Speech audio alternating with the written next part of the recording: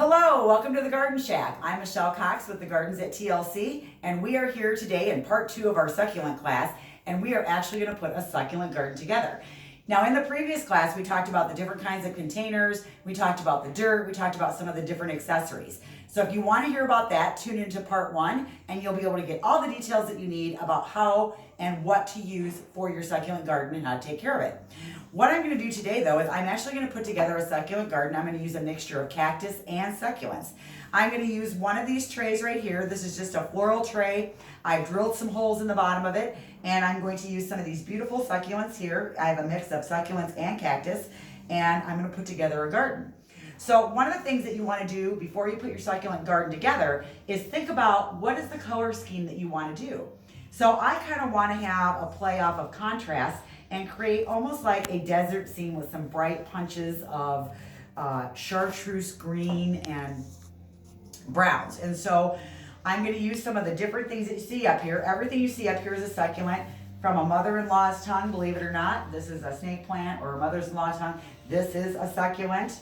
Aloe is considered a succulent. And so those are not plants that I'm going to use in this garden design, but I am going to use some of what you see here. So what I have up here is I have some hens and chicks. I have some cactus, some sansevieras, some echeverias, some hawthornias, and I'm going to use these to create my garden. Now, when you plant your garden, you want to try and think about the look that you're going for and how you want that to look. So I am making a cactus garden, and the other thing you want to think about when you're looking at your container is, are you going to see it from all sides? Is it going to be in the center of a table, or is it just going to be seen from one side? So this particular garden, I'm going to put it in the middle of a table, so I want to be able to view it from all sides. So from time to time, you might see me pick the dish up and spin it around so that I can actually see what that looks like. So whenever you're working with cactus, you want to make sure you're wearing gloves, because cactus will poke you, get in your fingers, and then you'll hate yourself because it'll hurt. Now, I use a pretty thick glove because the cactus, some are more thorny than others. And the other thing that I did was I watered all of this yesterday, so I don't have to water the garden when I'm done. When I'm done with this garden, I don't want to water it for at least 7 to 10 days. And then there is no hard and fast rule as far as how often do I water it. I've had people come into the store and say, I heard you only have to water them once a month. Well, that's really dependent on the size of your container. What you're really looking for is that container to dry out in between waterings. So how do I know when it's dried out? I stick my finger in it, and then I know whether or not it's dry.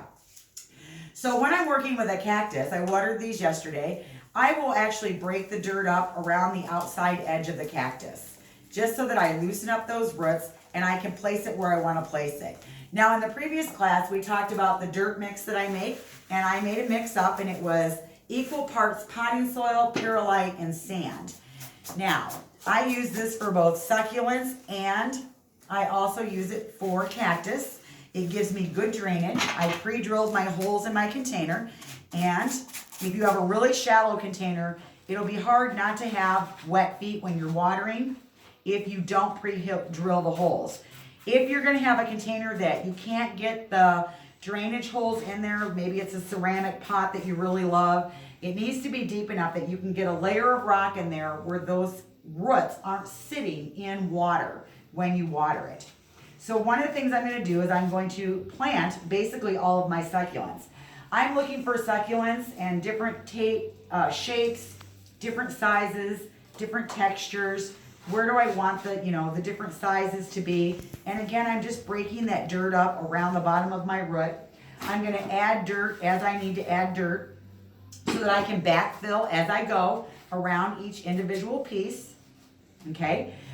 I'm going to actually use 3 different cactus in this. They have 3 different shapes and 3 different sizes. And you can work right over a table with a tablecloth. I usually just break the dirt up right into the soil unless the container of my succulent is really big. And then I'll work into a pot or a dish so that I can reuse the different dirt. So I'm going to get all my pieces placed in here.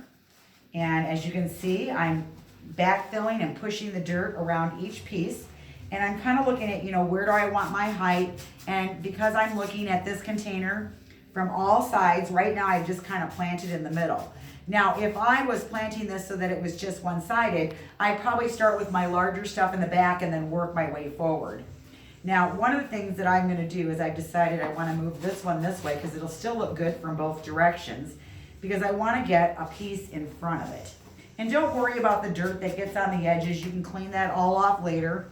Or if you get dirt down on your succulent, one of the things that I like to use to clean off all my dishes is just a little paintbrush. So some of the tools that I like to use, chopsticks are great because chopsticks can help you push things down where they need to go. There's a pointy end and a rounded end, so they work really well. And then kind of my other standard tool is just a little cheap paintbrush. Because if I get dirt down inside my leaves here, I can take this paintbrush and I can pull those out without totally destroying my plant. If your plant is got a bigger container than the deepness of your dish, you can break this dirt up. So just leave a good rip all there and break off some of that dirt, and then you're just gonna clear that area out. You don't have to plant them straight up and down. If you wanna put it at an angle, you can, and that will still be okay as well. You wanna make sure that you can get in there though and backfill that dirt around that succulent so you get it seated in there really well. And sometimes it's easiest to do it as you go. And a lot of times it's easier if you put it next to it and then push it down inside of there so that you can actually get that in there and it'll anchor in there well. So one of the other things I love to do is sometimes you'll get succulents. So like this is a Sansevieria, and I probably wouldn't plant this whole thing. And what you can do is you can break these up into smaller pieces. So if I want to take just a piece of this off, I can break this off and just get some of this root in here. And even if I only broke it off and I didn't get any root like this one, this will actually grow and create roots. But this is one of those pieces where I can create some height with this in a different area of my garden. And so if I wanted to create a corner height over here, then I can get that down inside of there. But there's a lot of other things that you can use to create some height in your garden. And again, don't be afraid to pick your dish up and turn it around so that you're looking at it from all directions. I'm not going to fill in every single space with a succulent because if I do, I don't have any room for my accent pieces. And there's so many different things that you can use for accent pieces.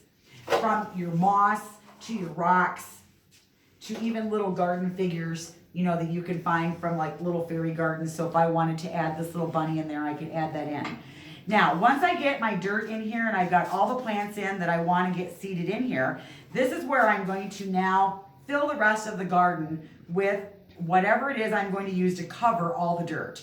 I don't want any dirt showing when I'm done, and the reason for this is it's going to dry out a lot slower if I actually can cover all of the dirt, and it's going to look better.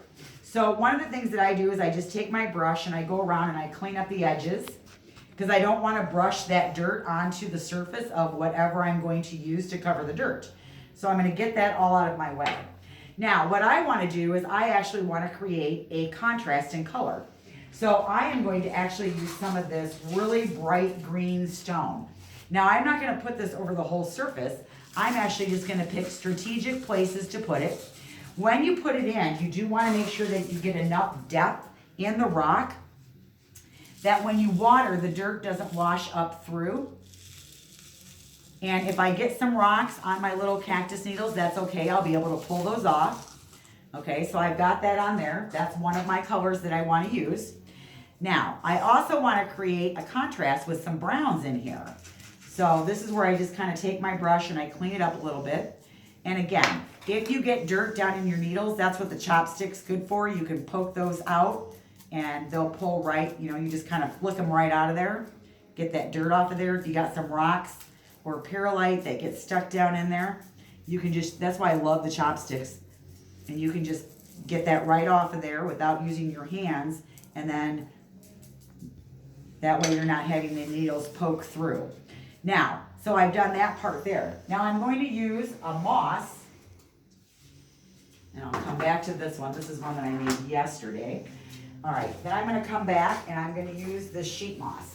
So this is sheet moss and it's usually attached. You can use loose moss as well. Sometimes you can get it to stretch further if you get it wet first, but I'm just going to use it dry. And I will just break the pieces off. And I'm looking for places where I can tuck this in. And I'm going to use this around the back of my pot. I'm gonna lift my plant up and make sure that I get it down underneath there. And as you can see, I've got it still kind of poking out from underneath there. So I'm looking for the size of how I want to get that in there. And I'm going to tuck that all in there. So I'm going to use this moss on the rest of it. And I'm going to let it kind of overflow and go into, and if I have to lift it up, that's okay. But see how I've kind of covered all my dirt now, whether it was with rock or it was with moss. I also pick my tray up and I kind of move it around. No matter where I'm sitting at the table, how does this look? All right, so the next thing I want to do is I actually want to also add some rocks to this. So one of the things that I love to use is rock because it gives you such cool contrast and different texture in your garden. So because I'm doing a kind of a combo succulent desert scene, I'm going to use lava rock. So this is red lava rock, and as you can see, I'm going to place this in here, and I'm going to let it spill over the edge a little bit. But now I've got that beautiful contrast between the green of my gravel and the red of my rock. The other thing I love to use is Spanish moss, and Spanish moss comes in a lot of different colors. You can get just that plain Jane kind of gray looking stuff, but I love to get the colored stuff. So here I have a burgundy red and I have a chartreuse. And so I'm going to pick some strategic places to put this to create another textural element within my garden. And so here, I actually want to have some maybe back here in the corner of my garden on this side. And I've got that beautiful red, and I'm going to kind of blend that in there with my green. And then I'm going to take another smaller section of this right here, and I'm going to shoot it in between my cactus and my succulent and kind of have that bridge the middle. So as I turn it around, you know, how does that look? So well, I like it because no matter which way I turn it, it looks good. Then I'm actually going to take a smaller section of maybe some of the chartreuse and just add a little piece of this over on the other side to help blend this green with this over here. So I'm going to add this piece right there. So now if I spin it around, no matter where I'm looking at it, I've got something going on every place in my garden. Now the other thing that you can do, and I love to use lotus pods, you can usually get these at a floral shop. You can find them at a craft store, or you can find them at a garden center. And so I will use these and look for other different places where I can create that look that I'm going for. And so I'm actually going to move one of these rocks over, and I'm going to trim down the bottom of my stem. And I just use a pair of little cutters. And I'm just going to cut that stem down because that's obviously not going to fit in there. And I'm going to insert my lotus pod in here. There we go. All right, so now I've got the lotus pod there. And then I want to create a little bit of height right here. So I can do that a couple different ways. Now I can do that with bark. Now if you're doing a two-sided container and you're going to use bark, what's nice about bark is you can break the bark and you can create something this high. I think that's out of proportion. But I could actually take this and put it in half, and then I'm going to put it together like this. So it's inside to inside. That way, no matter which direction I'm looking at in my container, the bark looks good. And I'm going to insert that down in there. So I've got that going there. And then I actually want to take one more little lava rock, and I'm going to put it on the other side of the garden in front of my bark there. So now my garden is for the most part complete, because you can overdo it as well. Other things that you could put in here if you were trying to create maybe a little bit of interest in height. This is actually birch that I found out in the yard. So I could just add a couple pieces of this in here to give me maybe more of a vertical element. And I always look for really branched pieces because they're a lot neater looking. If you wanted to add red to this, you could add red. And you know, I actually think I like the red better. Now, one of the things to be careful about when you're using red twig dogwood is this is red twig dogwood that I actually cut 3-4 months ago. And so if I run out to my yard right now and I cut this fresh, it will actually root because it's fresh cut in your garden, and it will grow. So if I wanted to add a little bit of this in there as well and create a little bit of visual vertical height with this, I could add this as well. I'm just going to pull these bottom ones out. All right. And so now my garden is complete.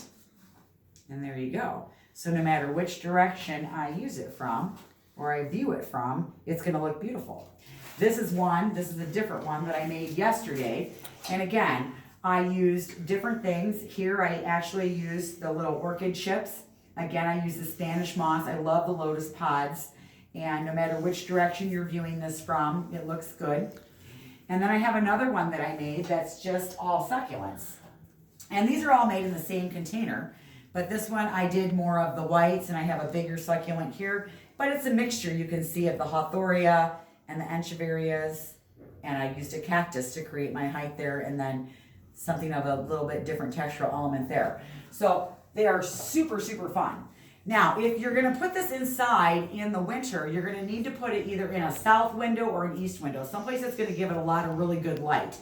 You'll know that you're not getting good light if your succulents start to grow up and stretch out. That's immediately going to tell you that they're not getting enough light. So you might have to supplement it with a lamp in the winter if you can't get enough light, or maybe you don't have the right window. Now, once the temperature is 50 degrees outside, I can start taking this outside. But I want to harden it off. And what I mean by that is I'm going to take it outside and I'm going to put it in the shade, and I might leave it out there for 3 or 4 hours the first day and then bring it back inside. Every day for maybe a week, I'm going to bring it outside and I'm going to leave it out there a little bit longer and move it more and more into the sun. Now, I'm never going to take this and put it in direct 8 hours of beaten down sun, because you will scorch the tips. So even outside, I want bright light, so it's not a shade plant, but I don't want it in direct sun where it's going to beat down on it and bake it. So these can go outside all the time, once the temperature is above 50 degrees.